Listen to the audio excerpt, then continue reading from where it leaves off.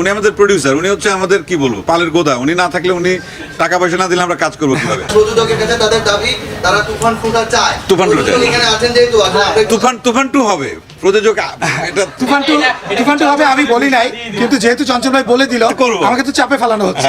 তো তুফান টু তো করতেই হবে মনে হচ্ছে, তাই না? তো তুফান টু আসবে কি আসবে না, আমি সাংবাদিক ভাইরা যারা আছেন তাদেরকে আমি বলবো আপনারা সিনেমাটা দেখেন, দেখলে আপনারা উত্তর পেয়ে যাবেন।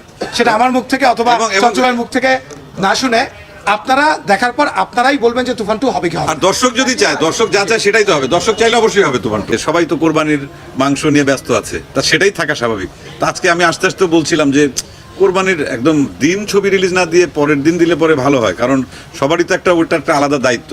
কিন্তু এরপরেও আমি দেখলাম যে সারা বাংলাদেশের সিনেমা হলে যতটুকু সোশ্যাল মিডিয়ার মাধ্যমে খবর পাচ্ছি, আনবিলিভেবল, একদম সত্যি কথা।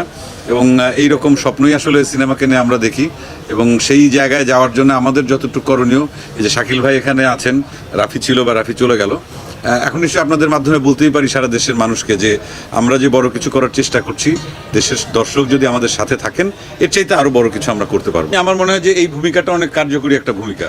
আগে কতটুকু ছিল বা মাঝখানে একেবারেই ছিল না যে একসঙ্গে স্ক্রিন শেয়ার করা। প্রত্যেকেরই যার যার ফ্যান্স ফলোয়ার আছে।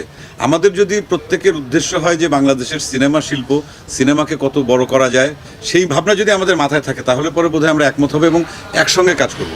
যেটা হয়তো রায়হান রাফি আমার মতো আরও কিছু শিল্পীকে দিয়ে একটা সিনেমাতে একসঙ্গে কাজ করিয়েছেন, এবং সেটা রেজাল্ট যদি পাওয়া যায় ঠিকঠাক মতো, আমার মনে হয় কি যে ভবিষ্যতে এটা একটা মানে কি বলবো উদাহরণ হিসাবে হয়ে থাকবে, এবং সেটা আমাদের বাংলা সিনেমার জন্য অনেক ভালো কিছু হবে। এই জায়গায় আমি একটু অ্যাড করতে চাই, আমি চঞ্চল ভাইকে একটা স্পেশাল থ্যাঙ্কস দিতে চাই। এটা আসলে আপনি ঠিকই বলেছেন যে এই ঘটনাটা পৃথিবীর বিভিন্ন দেশে সিনেমায় আমরা দেখতে পাই, বাংলাদেশে ইউজুয়ালি এটা দেখা যায় না। যেমন আপনারা জানেন যে আমাদের পরে একটা সিনেমা আছে দম, যেটাতে মুখ্য চরিত্রে আছে চঞ্চল চৌধুরী। তো ওইটা নিয়ে উনি প্রিপারেশনে ছিলেন। তো হুট করেই যখন আমরা অ্যাপ্রোচ করলাম ওনাকে যে শাকিব খানের তুফানে এই ক্যারেক্টারটা আপনাকে আমরা চাই, এবং চঞ্চল ভাই কিন্তু রেসপন্ড করলেন। গল্পটা শুনে উনি সাথে সাথেই উনি শুধু বললেন যে আমার একটা দিন চাই, আমি আজকে একটু গল্পটা দেখে আগামীকালকে আমি জানাবো। এবং ওনার রেসপন্স পেয়ে আমাদের কাছেও মনে হয়েছে যে না, এখনই সময় আসলে সিনেমাকে, আপনি যেটা বললেন যে চঞ্চল চৌধুরীর একটা দর্শক, শাকিব খানের একটা দর্শক, রায়হান রাফির একটা দর্শক, সো ওই কম্বিনেশনটাই কিন্তু আমরা ঘটানোর চেষ্টা করেছি। সো কন্টেন্ট ফিল্মকে কীভাবে কমার্শিয়ালি আমরা দর্শকের সামনে হাজির করতে পারি, সেটাই ছিল আসলে আমাদের উদ্দেশ্য। কি বলবো, মানে বিভিন্ন ধরনের এটাকে কি বলে সমালোচনা করা, এটা একটা আমাদের রক্তের একটা বৈশিষ্ট্য। এটা ফ্যামিলির মধ্যে হয়, এক ভাই উঠতে গেলে আর এক ভাই নেমে। আমার কাছে মনে হয় দেখেন, কনস্ট্রাকটিভ ক্রিটিসিজম এটা তো খারাপ কিছু না। সো আমরা পজিটিভ দিকগুলো নিয়েই আলোচনা করতে চাই।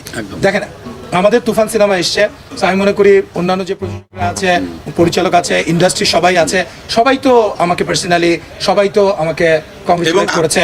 এবং আমরা মনে করি এরপরে যে ছবি আসবে, সেটা শাকিব খানের ছবি আসুক, সেটা চঞ্চল চৌধুরীর ছবি আসুক, যার ছবি আসুক না কেন, আমরা তো মোরাল সাপোর্ট আমাদের পক্ষ থেকে। আমি সেই কথাটাই বলছি যে শাকিল ভাই আজকে যে মানে কি বলবো, এরকম একটা ছবি পেছনে শাকিল ভাই বা এসবিএফ সাপোর্ট করছে, চরকি সাপোর্ট করছে, এরকম একটা কাজের জন্য, তা নিশ্চয়ই এইরকম কাজ যদি অন্য কেউ যদি ভালো কিছু কাজ করে, তো সেখানেও তার মতো সে তার ভূমিকায় থাকবে, আমি আমার মতো ভূমিকায় থাকবো। এবং শুধুমাত্র বলছি না যে একটি ছবি দেখতে হবে, যতগুলো ছবি রিলিজ হয়েছে, যদি কোনো ছবি দর্শকের যদি ভালো লাগে, আমরা অবশ্যই বলবো ছবিটা যদি ভালো তৈরি হয়ে থাকে। কারণ একটা ছবিতে তো আসলে সারা বছর চলে না, সারা বছরে তো বছর জুড়ে অনেক ধরনের, আর সবচেয়ে দর্শকের ক্যাটাগরি আলাদা আলাদা, এক এক দর্শক এক এক ধরনের ছবি দেখতে পছন্দ করে। তো আমরা সব দর্শককে যদি এক জায়গায় আনতে চাই, তাহলে সবাইকে একসাথে এক হয়ে কাজ করতে হবে। এই মানে কি বলবো, পেছন থেকে সবাই মিলে তৈরি করব। এবং আমি যথেষ্ট সাপোর্ট পাচ্ছি, এখন পর্যন্ত পেয়েছি, এবং আমি সবাইকে ধন্যবাদ জানাতে চাই, ইন্ডাস্ট্রি সবাইকে, অন্যান্য প্রযোজকদেরকে, পরিচালকদেরকে, সরকারি সংস্থাগুলোকে, তথ্য মন্ত্রণালয়কে, এবং যারা যারা সংযুক্ত ছিল সবাইকে ধন্যবাদ জানাতে চাই। এবং এসবিএফ এবং চরকি যেভাবে আমাদেরকে সাপোর্ট করছে, আপনারা দেখেছেন যে সোশ্যাল মিডিয়াতে প্রতিটা কন্টেন্ট দর্শককে পৌঁছে দেওয়ার দায়িত্বও কিন্তু আমাদের। সো সেইটা কিন্তু আমরা সাকসেসফুলি করার চেষ্টা করি। উনি আমাদের প্রোডিউসার, উনি হচ্ছে আমাদের কি বলবো পালের গোদা। উনি না থাকলে, উনি টাকা পয়সা না দিলে আমরা কাজ করবো কিভাবে? তবে আমাদের কথা শোনার চাইতে আমি সবচাইতে যেটা গুরুত্বপূর্ণ মনে করি যে এই যে সিনেমার এখনই শো শেষ হবে, আপনাকে দর্শকের অনুভূতিটা জানার চেষ্টা করি, এবং সেটা বাংলাদেশের অন্য যারা দর্শক দেখেনি তাদের ভিতরে দর্শকদের অনুমতি নিয়েছে, তারা বললো আর প্রযোজকের কাছে তাদের দাবি তারা তুফান ফুটা চায়। তুফান ফুটা চায়। প্রযোজক এখানে আছেন যেহেতু আসলে আমরা একটু- তুফান টু হবে প্রযোজক এটা তুফান টু হবে আমি বলি নাই, কিন্তু যেহেতু চঞ্চল ভাই বলে দিল করবো। আমাকে তো চাপে ফেলানো হচ্ছে। তো তুফান টু তো করতেই হবে মনে হচ্ছে, তাই না? তো তুফান টু আসবে কি আসবে না, আমি সাংবাদিক ভাইরা যারা আছেন তাদেরকে আমি বলবো আপনারা সিনেমাটা দেখেন, দেখলে আপনারা উত্তর পেয়ে যাবেন। সেটা আমার মুখ থেকে অথবা এবং- চঞ্চল ভাইয়ের মুখ থেকে না শুনে আপনারা দেখার পর আপনারাই বলবেন যে তুফান টু হবে কি হবে না। আর দর্শক যদি চায়, দর্শক যা চায় সেটাই তো হবে। দর্শক চাইলে অবশ্যই হবে তুফান টু।